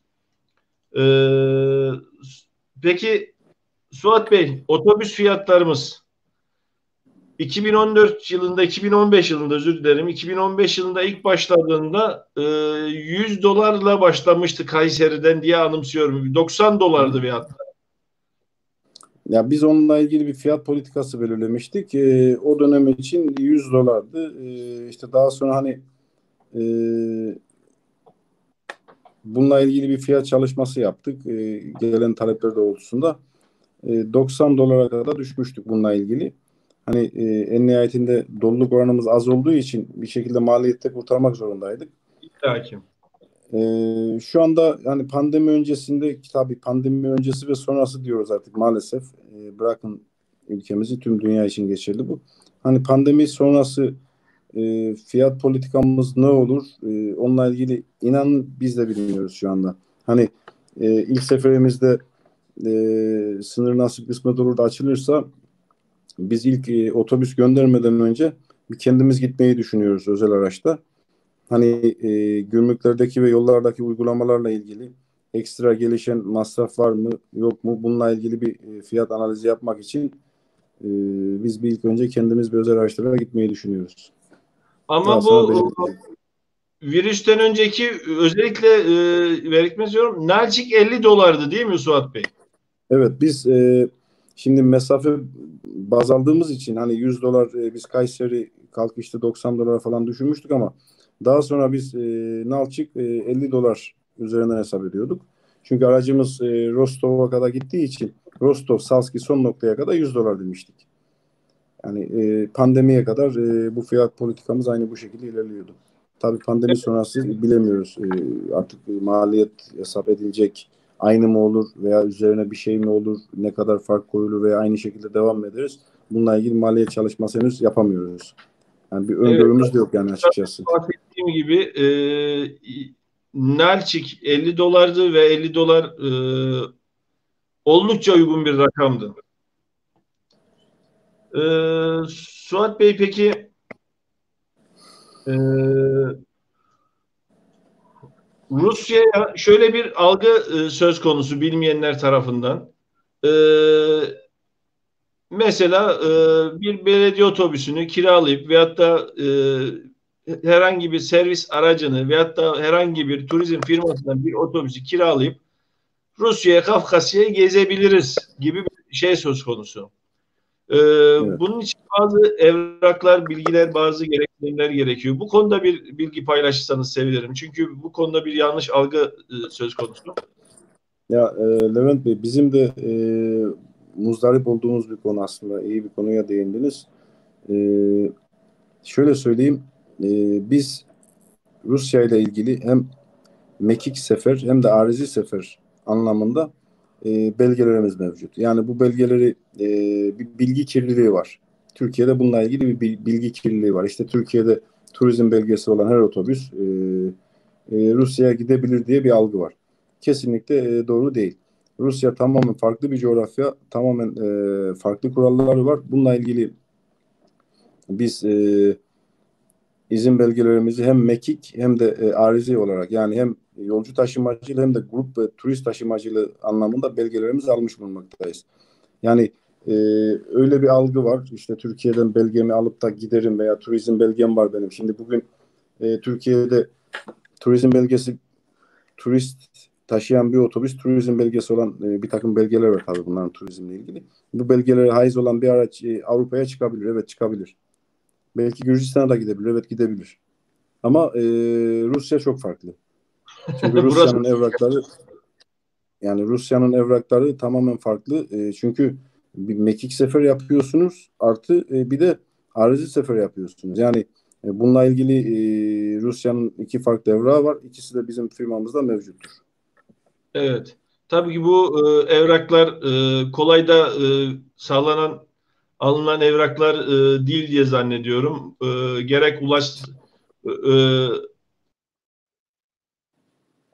Rusya Ulaştırma Bakanlığı nezdinde gerekse bölge cumhuriyetlerinin nezdinde biraz Tabii, tabii. emek ve gayret gerektiren şeylerdir. E, Bu anlamda da bilgi sundunuz. Peki Suat Bey, normal rutin seferlerimizin yanı sıra biraz önce örnek sunduk. Kafkas Dernekleri Federasyonu'nun etkinliğine otobüs sağladınız.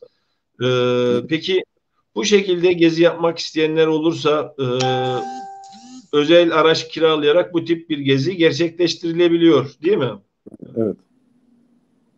Şimdi özel araç kiralanıyor derken yine bir bilgi kirliliği olmasın. Biz şimdi az önce belirtmiş olduğum şeye dönüp dolaşıp oraya Araç derken geleceğiz. sefer sizin araçlarınızdan bahsettim. Çünkü Evet. siz de belirttiniz. bu belgelere haiz olmayan araçların oraya girmesi söz konusu değil. Bu konuda Değil da yani daha bu kaza da yaşandı. Yani bu belgesiz gidilmiyor ve bu belgede hemen bir iki günde temin edilen bir şey yok değil. yok yok değil, Yani değil. Yani sizin araçlardan, sizin diyorum izleyiciler, çünkü şunu da söyleyeyim, bildiğim kadarıyla şu an Türkiye'de bu şekilde taşımacılık anlamda yetkili tek firma Öznol Turizm, sevgili evet, izleyiciler. E, evet. Öyle bir dipnotu da düşmekte fayda görüyorum. Peki Suat Bey, kargo taşımacılığı da söz konusu zannedersem. Yani otobüsler, bir yolcu kaç kilo taşıyabiliyor otobüste? Yani normalde gümrüğün standardı 20 kilo. Yani gümrük bir kişiye 20 kiloya müsaade ediyor. Fakat bu 20 kilo, şimdi burada da bir bilgi kirliliği var. Onu da bir belirtmek istiyorum. 20 kilodan kasıt ticari mal olmayacak. Yani ticari eşya olmayacak. O anlamda 20 kiloya kadar müsaade ediyorlar.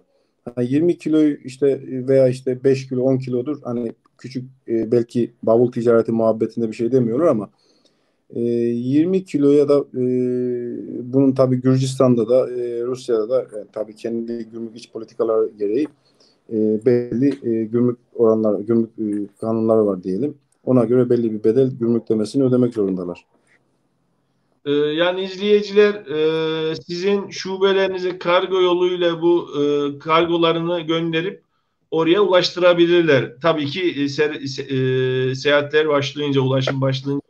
Ama Evet, şöyle evet. bir bilgi sunmak gerekir. Çünkü bana da soruyorlar ama e, kargoyu göndermeden önce firmayla kargonun içeriği, ebatları, özelliği hakkında iletişim kurup o şekilde karşılıklı okeyleştikten sonra gönderilmesi gerekiyor. Şimdi Çünkü gümrük mevzuatına aykırı kargolar da söz konusu olabiliyor. Doğru muyum? kesinlikle, kesinlikle. Biz şimdi normalde aldığımız kargolar önce muhteviyatını soruyoruz. Ona göre götürebiliriz veya götüremeyiz diye kendilerine bildiriyoruz. Artık kargoyu biz aldığımız zaman da X-ray cihazından geçiriyoruz. Kendimiz X-ray cihazından geçirip bir nevi içerisinde e, herhangi gümrük Gürcistan gümrüğü ve Rus gümrüğü keza aynı tabii Türk gümrüğü de dahil gümrükçe sakıncalı bir şey var mı yok mu diye X-ray'lerden tarayıp da öyle araçlarımıza koyuyoruz. Tabii. Yani bir şekilde E, güvenlik önlemi de almış oluyoruz. Yani Bu sınır şekilde. kapılarında da hem rutin şeyler uygulanıyor, illa ki kontrol şart. Kutunun içinde Evet. ne var siz bakmıyorsunuz. Yani Yani yani yani. riskli bir durum aslında yani. E, peki Suat Bey, bugüne dek, yani bugüne dek derken korona 19 virüsü dünyayı etkisi altına aldığı sürece dek yapmış olduğunuz faaliyetlerden bahsettik. E, Evet. Korona 19 süreci sizde nasıl bir etki yarattı? Faaliyetleriniz nasıl etkiledi? Bu dönemi nasıl geçirdiniz? Seferler devam etti mi, durdu mu? Şimdi Levent Bey ilk konuşmaya başladığımızda da sohbete başladığımızda da belirtmiştim. Yurt dışı ağırlıklı çalışan bir firmayız. Haliyle Türk Gümrüğü'nde işte sınır kapalı, Sarp olsun, işte Kapıkule, Hamzabeyli sınırla kapalı olduğu için tamamen faaliyetimiz durdu. Fakat bunun yanı sıra biz Türkiye içi taşımacılık da yaptığımız için ama şirket faaliyetlerinin %20'si, yani bizim şirket faaliyetlerimizin %20'si Türkiye içerisinde. Yani Türkiye içerisinde derken hani bir noktadan bir noktaya Türkiye içerisindeki şehirler arası çalışmaktaydık. Bu %20'lik faaliyeti de pandemi ilk başladığı bir hafta bir askıya aldık. Daha sonra Türkiye içerisinde gerekli izinleri aldık. HOPA'dan karşılıklı her gün İzmir ve Antalya olmak üzere Ankara bağlantılı aynı şekilde olmak üzere seferlerimizi gerçekleştirdik. Pandemi sürecinde halen daha yine aktif olarak çalışmaktayız. Seferler gerçekleşti ama zannedersem %50 doluluk oranı kaydıyla gerçekleşti. Doğru Tabii. mudur? Şimdi onun da şöyle bir prosedürü var. Onu da izah edeyim ben size. Şimdi araçlarda 1+1 uygulaması, yani kapasitenin, araç kapasitesinin burada da bir bilgi kirliliği var. Ondan bahsetmek istiyorum. Araç kapasitesinin %50'si, yani atıyorum araç 40 kişilikse 20 kişi, işte 20 kişi. 54 kişilikse 27 kişi gibi, evet. %50 doluluk oranı artı kendi uygulamalarımızdan bahsedeyim ben. Her aracımız yola çıkmadan önce kesinlikle dezenfekte ettiriyoruz. Araçlarımız bagajda dahil olmak üzere, bu çok önemli. Bagajda dahil olmak üzere biz araçlarımızı ilaçlattırıyoruz. Evet. Aynı şekilde şoförlerimizin ateşleri ölçülüyor. Kendi tarafımızdan da ölçülüyor. Artı otogarlarca da ölçülüyor. Araçlarda kesinlikle hijyen kurallarına dikkat ediyoruz. Maskesiz ve eldivensiz özellikle personellerimiz araç içerisinde kesinlikle maskesiz ve eldivensiz olmuyor. Araç içi ikramları kaldırdık. Belirtmiştim daha önce. Sadece kapalı su ikram ediyoruz. Çünkü hijyenik olması gerekiyor. Biz daha önce biliyorsunuz seyahatlerimizde ikram çeşitliliği çoktu araçlarımızda. İşte yiyecek, içecek vesaire gibi. Bununla ilgili minimize ettik bunu da. Sadece su, kapalı bardak suları tercih ediyoruz. Dezenfektanlar var aracımızda. İşte kolonyalar var. Islak mendiller diyeyim, onlardan veriyoruz. Bu tip biz de önlemlerimizi almaya çalıştık. Tabii ki bu güzergah boyunca yer alan servis mola noktalarında da bu tip önlemler alınıyordur. Peki Suat Bey, Evet. %50 oranı kaç gün önce kaldırıldığı duyuruldu ama bu şehirler arası ulaşımda geçerli mi şu anda? Yok. Yok, orada onunla ilgili bayağı bir yanlış, yine belirtiyorum, bilgi kirliliği oldu. Bu %50 doluluk oranı sadece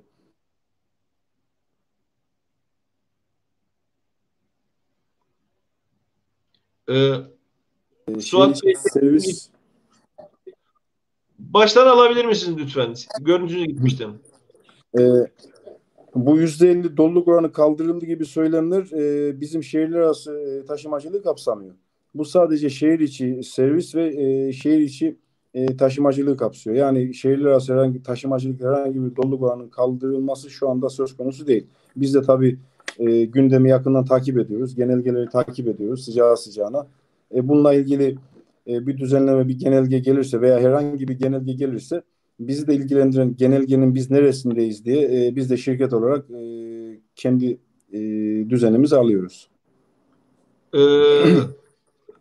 Şimdi birkaç gün önce Kayseri biletleri kaç lira acaba diye baktım. Kayseri 120 lira yazıyor. Sizin fiyatlar da 2'den daha fazla arttı. Yani sizin derken karayolu ulaşıcı evet. Bir vatandaş olarak bu konuda muzdaribiz. Tabii ki tedbir karşısında ve siz de ulaşım sektöründeki araçlarda maliyetini kurtarmak durumunda. Oraya mazot yakıyor, personel görevlendiriyor. Evet, artık kazanıyor. Evet. Gerçeklik de var. Peki yani bu bilet fiyatları düşmesi hususunda bir duyumlar falan var mı?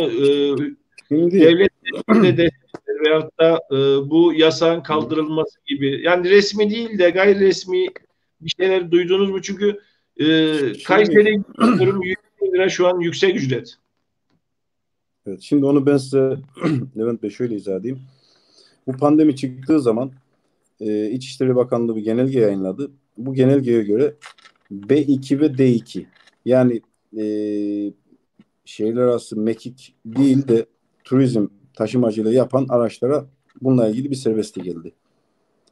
Bu da biraz siyasete giriyor ama tamamen korsan taşımacılığın önünü açtı. Biz bu konuda ben kendim firmam olarak da sektör temsilcileriyle beraber istişarede de bulunduk. Gerekli makamlara da biz gerekli yazıları da yazdık. Türkiye genelinde bu genelge D2 ve B2 ile ilgili genelge çıktığı zaman bu araçlar taşımacılık yapabilir diye korsan taşımacılık başladı. Ne oldu korsan taşımacılıkta? Çok basit bir misal vereyim. Bir noktadan bir noktaya normal pandemi öncesi 200 TL'ye taşınan yolcu 200 TL bilet aldığı yere 800-900 gibi, bakın bu çok önemli, ciddi rakamlar. 800-900 gibi astronomik paralar ödediler. Ve ödemek zorunda kaldılar. Biliyorsunuz yani medyada da yansıdı bu, yani medyaya da yansıdı. Televizyonlara falan çıktı. Hani gelirsen gel, gelmezsen gelme gibi çok kötü ithamlar. Kesinlikle bizim sektörle uzaktan yakından alakası yok. Korsan taşımacılıktı.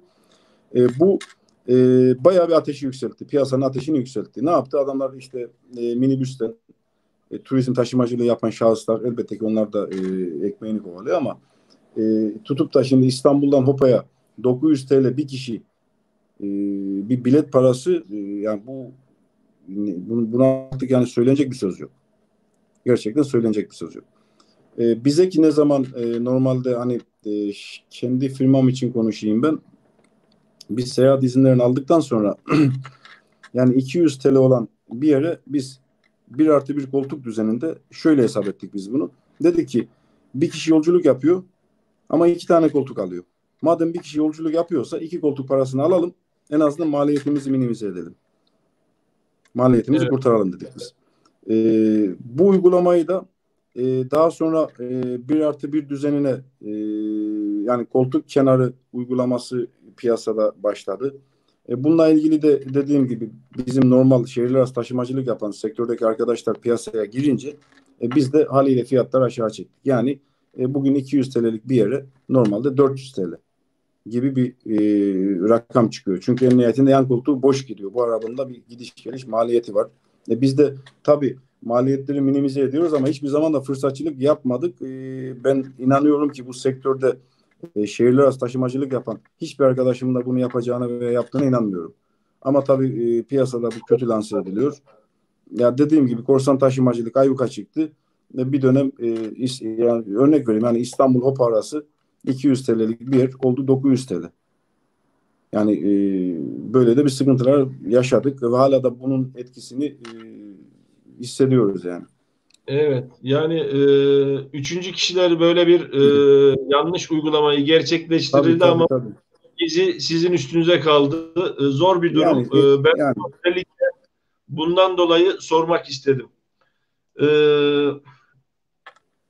Peki Suat Bey şimdi özellikle Adana'dan Nurten Atçı ablamızın özel bir ricası var. Levent bu şarkı istemiyor değil mi? Açılacak. Bir sorar mısın diye soruyordu. Oğlu orada Nalçik'te okuyordu. Burada da öğrencilerimiz vardı. Onlar hava yoluyla da gelemiyorlar, karayoluyla da gelemiyorlar. Öğrencilerden başka turistik ziyaretle gidip orada kalanlar da var. Nedeniyle orada kalıp Türkiye'ye gelmesi gereken insanlar da var ama artık gelemiyorlar. Sınırlar kapalı herkesin malum üzerinde. Maalesef. Evet. Resmi açıklamalar kurumlarımız tarafından, elçilikler tarafından veyahut da Evet. bakanlık nezdinde açıklanıyor. Buraları da takip etmekte fayda var ama siz sektörün içindesiniz. Bu kapılar ne zaman açılır diye söylenen bir tarih var mı? Resmi veyahut da gayri resmi şöyle olur diye bir dedikodu var mı acaba Karadeniz tarafından? Şimdi Mehmetciğim şöyle bir durum var. Biz şimdi gündemi sıcağı sıcağına takip ediyoruz. Biz her gün Rusya ile de görüşüyoruz. Tabii ki bu görüşmelerimiz elbette ki siyasi anlamda değil. Piyasadan veya sağlam kaynaklardan diyelim aldığımız öngörülerle konuşuyoruz. Öngörülerle hareket ediyoruz. Şimdi Sarp sınır kapısıyla ilgili Gürcistan'da zaten öyle beklendiği gibi vaka olmadı. Yani Gürcistan bu sınavı başarıyla atlattığına inanıyorum ben. Rusya'da fakat şu anda henüz pik aşamasındaymış. Öyle bir söylenim var. Özellikle Çeçenistan ve Dağıstan tarafında henüz pik seviyesine ulaşılmadı diye söyleniyor. Şimdi Sarp sınır kapısıyla ilgili öngördüğümüz bizim diyorum yine tabii ki kesinlikle resmi değil. En nihayetinde biz siyasetçi değiliz. Devlet idarecisi de değiliz. Bununla ilgili bir kesin konuşmamız da söz konusu değil ama biz sektörü sulayan bir kişi olarak bizim öngörümüz Sarp sınır kapısı 15 Haziran'da kontrollü geçişleri açılacak diye bir öngörümüz var. Fakat bu kontrollü geçişlerin içeriğini bilemiyoruz. Hani bunun içeriğinde ne var? Yani ne şekilde kontrollü bir geçiş olacak? Araçtan mı olacak veya araçtan indirilmeyecek mi? Veyahut atıyorum sağlık raporu denecek Gürcü makamlarınca bunu bilemiyoruz. Ama şundan %80 yani %80 şundan eminim 1 Temmuz'da yani 15 Haziran olmasa dahi 1 Temmuz'da Sarp sınır kapısının açılacağından ben şahsi kanaatim %80 eminim. Peki Rusya'ya sıra gelince Laz kapısında durum nedir? Rusya Gürcistan kapısında? Pardon, alamadım sesinizi. Rusya, Gürcistan Lars sınır kapısından bir duyum var mı? Tabii, tabii. Şimdi Lars sınır kapısı bir dönem transit geçişlere dahi kapısını kapatmıştı. Şu anda yük geçişleri kontrollü bir şekilde, tırların geçişleri kontrollü bir şekilde yapılmakta.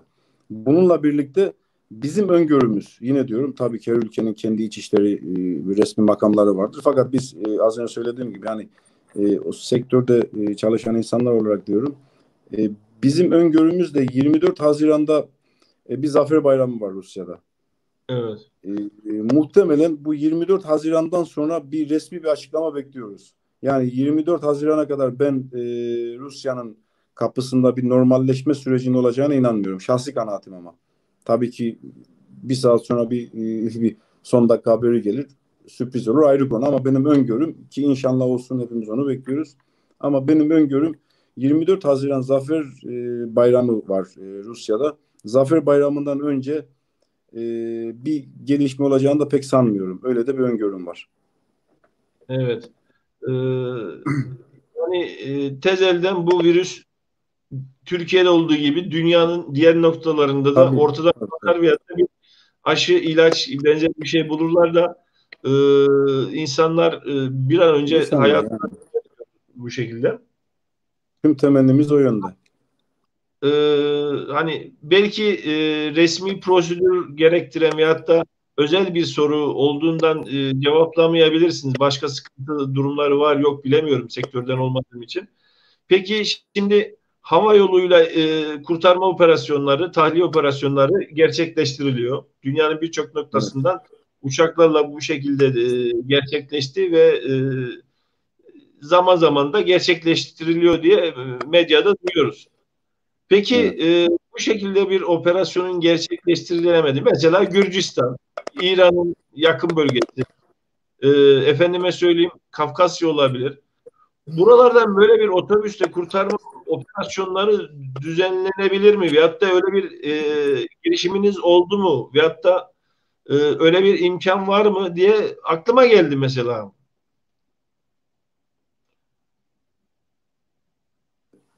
Levent E, Bey, şöyle bir durum var. Bununla ilgili duyuyor musunuz? Hı. Şimdi gel. Bununla ilgili bir yaşanmışlığımız var bizim. Biz Azerbaycan'da bu pandemi süreci başladığında, ilk hani yasaklar gelmeden önce biz normal rutin seferlerimize devam ediyorduk. Fakat pandemi başladı, sınır kapıları kapandı. Bizim 3 tane aracımız Azerbaycan'da kaldı. Sınırda kaldı daha doğrusu. Sınırda değil, oraya geleceğim. Sınırda da değil aslında. Yani Azerbaycan'da, Bakü'de kaldı araçlarımız.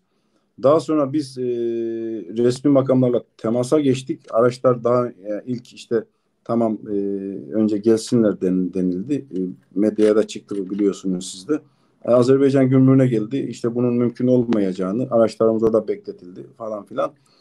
Yani en nihayetinde biz 2 tane aracı getirdik buraya. Fakat biz bu araçları getirirken e, yolcusuz getirttiler. Şimdi buna Gürcistan müsaade etmedi.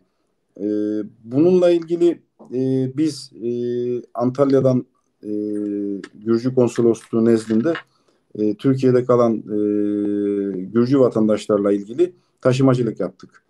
E, Bu taşımacılığı da bize sadece e, kontrollü bir şekilde, yine söylüyorum, kontrollü bir şekilde sınır kapısına kadar yaptırdılar.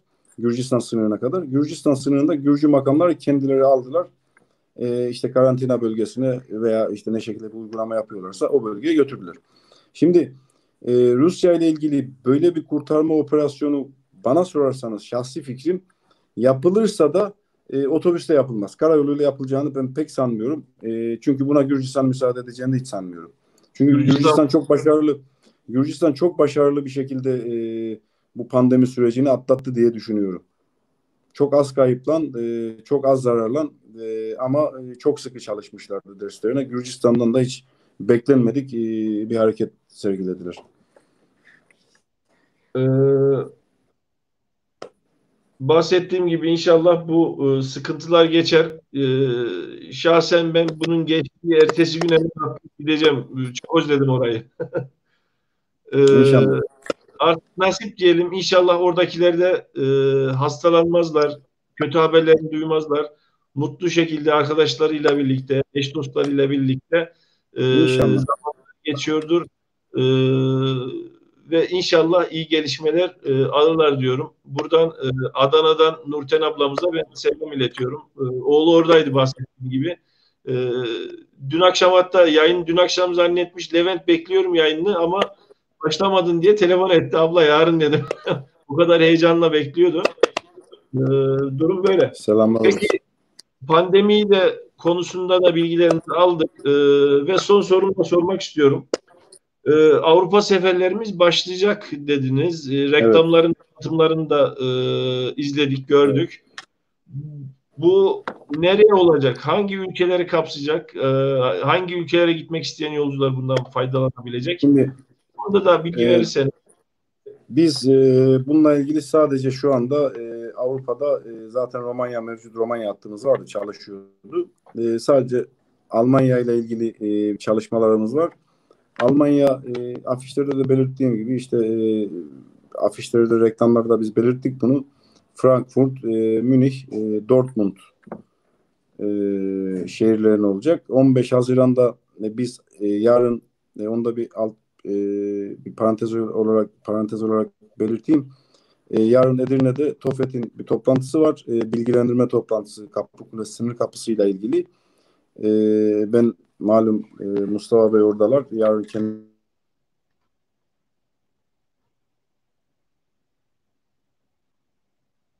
sorunları vardı. İnşallah katılır. Yarınki toplantıya katılamazsa yine şirketimizin yetkili bir arkadaşı göndereceğiz. Biz yarın bu Edirne'deki toplantıdan iyi bir haber çıkacağını düşünüyoruz. 15 Haziran olarak da kendimize Almanya ile ilgili startı vermeyi düşünüyoruz nasıl kısmet olursa. Evet. O ilanları görünce Suat Bey Japonya seferimiz yok mu demiştim. Evet, evet.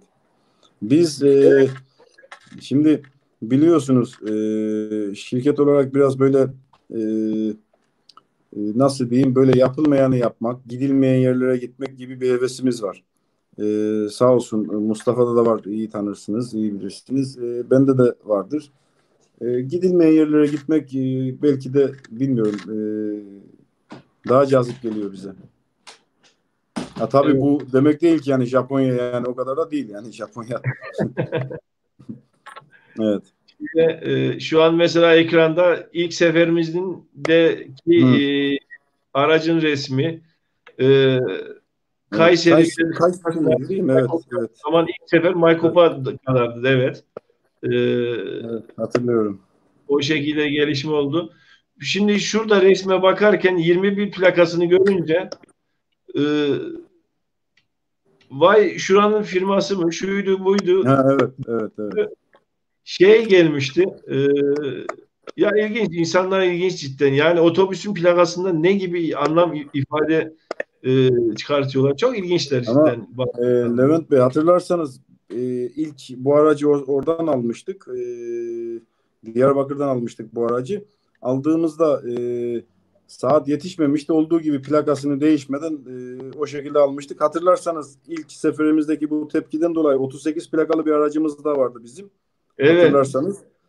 İkinci sefere de 38 plakalı aracı getirmiştik yani. Dedik evet, ya, evet. Kayseri alakasız firması. tepkiler var. Evet, evet. Dedi ki bizde 38 de var, bizde sorun yok yani. Türkiye 81 il bizim. Her ilden aşağı yukarı bir araba plakamız var yani, sorun yok. Yani bir şekilde kulp bulup binmedi bizim insanlarımız. Bursa'ya da zaten o yüzden alındı. Ahıskalılar bunu, otobüsü daha aktif olarak kullanıyorlar yani. Ağızkalılar çok benimsediler. Ağızka'da ciddi anlamda bir boşluk vardı bununla ilgili. Onlar birazcık daha böyle küçük, hani büyük otobüste değil de küçük minibüslerle veya küçük işte 3 kişi 4 kişi bir taksiyle gidip geliyordu. Bayağı bir zorluk çekiyorlardı. Bu konuda orada bir rahatlanma oldu diye düşünüyorum. Yani otobüste benimsediler. Doluluk oranımız da pandemiye kadar çok şükür fena değildi. Yani hani benim Rusya hattıyla ilgili her zaman yani kafamdaki hedef Yani üst çıta elbette ki %100'dür ama biraz da gerçekçi olmak lazım. %70 gibi bir doluluk oranına ulaşmış olsaydık tamam diyecektik. Hani orada %70'i yakalayamasak da bir %55-60 civarlarında ama çıtayı yükseltmeye çalışıyoruz. Yani bu iş böyledir ticarette. Talep neredeyse arzda Mutlaka. oluyor. E, Mutlaka. yani o vesileyle ben bu yayını Ahıskallar'ın Facebook'taki birkaç grubunda da paylaşmıştım. Evet. Oradaki akrabalarıyla, anavatan topraklarıyla, gerçi Ahıska bölgesi Rusya'da değil onu biliyorum ama Evet. o bölgede Evet. bir hayli Ahıskalık var. Bu şekilde iletişimlerin devam ettirmesi, gelip gitmeleri, aktif olmaları bence güzel bir şey ve maalesef örnek alınacak bir şey diye kendi kendime diyorum. Suat Bey, yayınımızda yoktu ama şunu ben sormak istiyorum. Vladikavkaz, Nalçik, Pyatigorsk, Çerkesya, Rostov yazıyor. Kafkasya'da Evet. Çerkesya diye bir şehir yok. Efendime söyleyeyim, fizik haritada bir şey yazmıyor şu anda. Bu Çerkesya tabelasını niye yazdırdınız? Bu tabelayı bizimkiler yazdıramıyor Suat Bey. Valla ben o tabeladan da cidden hiç dikkat etmemiştim. O hangi aracımızdaydı o? Bov'daymış. Valla hiç ilk defa görüyorum. Yani hiç dikkat etmedim. Görmüşümdür mutlaka. Arabayı gördüm ama tabelada Çerkesya. Evet. Bu kış aylarında bizim Nalçik pazar uygulamalarımızı Ankara'da karşılarken şiddetli bir kar yağışı vardı. Otobüsün önü kar. Ve tabelayı görünce hemen aldım, kucakladım ve Ya o fotoğraf. Çerkeski yani şair burada şunu anlatmak istemiştir diye düşünüyorum. Çerkeski mi yazacaklardı da Çerkeski'ye yazmışlar. Çerkeski muhtemelen. Yok yok Evet, Çerkesya. Şimdi Hayır, hayır. tarih O anlamda demedim. Hani hatırlarsanız biz bununla ilgili ilk Kayseri'den ilk seferimizde de e, öyle bir yanlış yazım olmuştu orada. Bir tabelacıda, bir reklamcıda bir yazı yazdırmıştık. E, bir şey yazmıştı. Şimdi anımsamıyorum. Bilmiyorum hatırladınız mı siz? Kayseri'de ilk seferimizde bayağı da bir gülmüşlerdi. Tabelayı otobüsün önüne koyduğumuz zaman tabelacı getirdi. Bir siparişi verdik. Yılmaz abi vardı. Kulakları çınlasın. Buradan da selam olsun. E, hatta bayağı bir gülmüştü ya. Tabelacıya da sistem etmişti. Yani biz sana ne dedik sen ne yazdın diye. Muhtemelen bu da öyle bir kazaya kurban gitmiştir diye düşünüyorum. güzel kazaymış abi o zaman. Hatta Evet. Bursa'daki arkadaşlarımız birisi düşünüp yazmıştır sizden haberiniz olmadan. Siz Karadeniz bölgesinde duruyorsunuz. Bursa, İstanbul Evet. bölgesinde Mustafa Aynen. Bey Ya biz yetkililer şimdi duruyor. Öyle bir şey olabilir. aynen Ee, biz sürekli araçlarla zaten gidip gelemiyoruz biliyorsun. Mustafa Bey de zaten çok yoğundur. Kendisi Bursa'da. Ben zaten buradayım. Bayağı bir koşturuyoruz. Ondan dolayı böyle ufak tefek şeyleri de gözümüzden kaçıyor. Yani o kadarcık evet. da katsın diyeceğiz artık. Yani yapacak bir şey yok. Yok güzel bir şey ama size sıkıntı açabilecek bir şeydi. Hmm. Çünkü bir siyasi anlamda ifade ediyor şu anda. Tarihi e, zamanlarda 1800'lü yıllarda 1600'lü yıllarda bizim ana vatanımız o zaman Çerkesya bölgesi olarak tabir ediliyordu. Yani şu anda da kullanıyoruz. Çerkesya diyoruz. Çünkü Çerkeslerin toprağı Hı. şeklinde ifade ediyoruz. Hı. Hı. Fakat bu biraz siyasi anlamda ifade ettiği için Anladım. yani olsun güzeldi. Anladım. Ee, soru sadece Cemil Görücü'den Kayseri Birleşik Kafkasya Derneği Başkanımız Cemil Bey'den geldi. Tebrik ediyor öncelikle ve Kafkasya için ileride düşünülen toplu geziler var mı? Kayseri pilot bölge olabilir mi diye sormuş. Kayseri zaten ilk başta pilot bölgeydi. Yayınımızda bunu öğrenmiş oldu. E, Geziler her zaman düzenlenilebilir. Bu konuda ben de yardımcı olabilirim. İzleyenler şey olursa.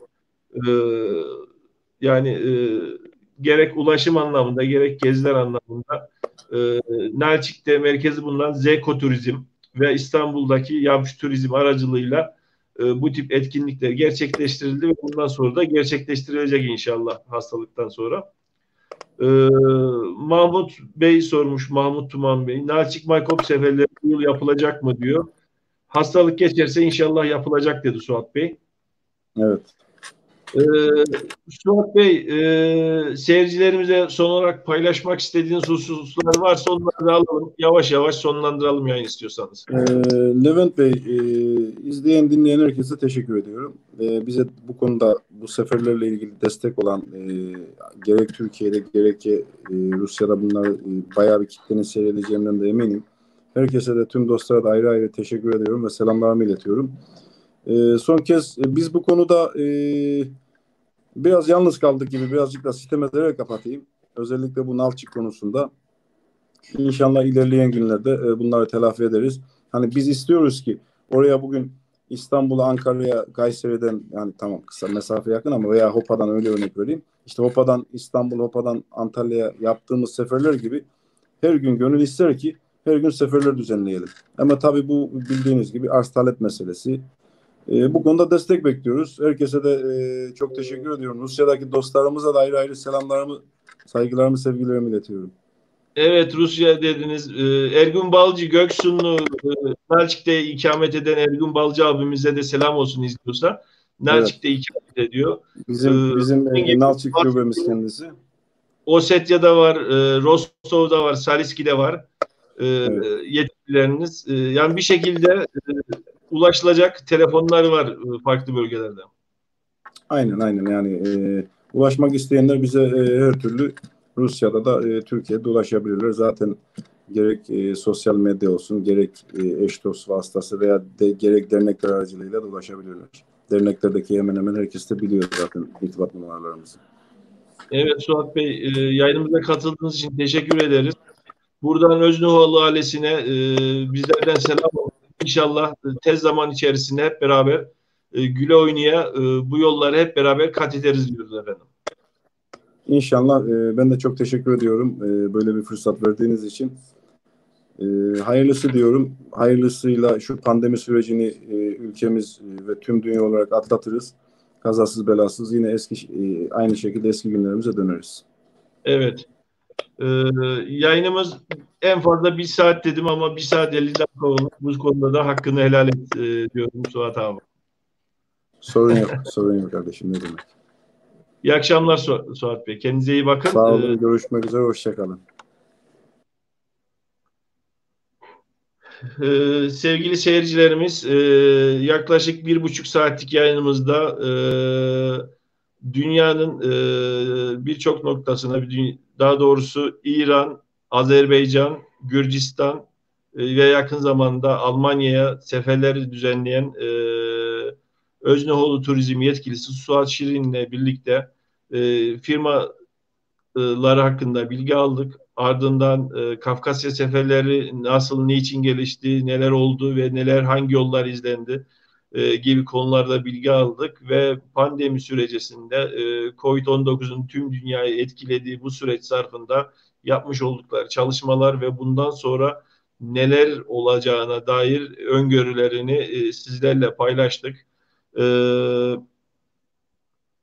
Kendilerine teşekkür ediyoruz.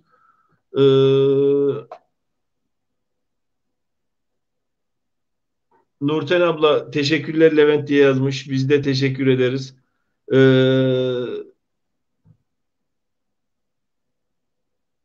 Şimdi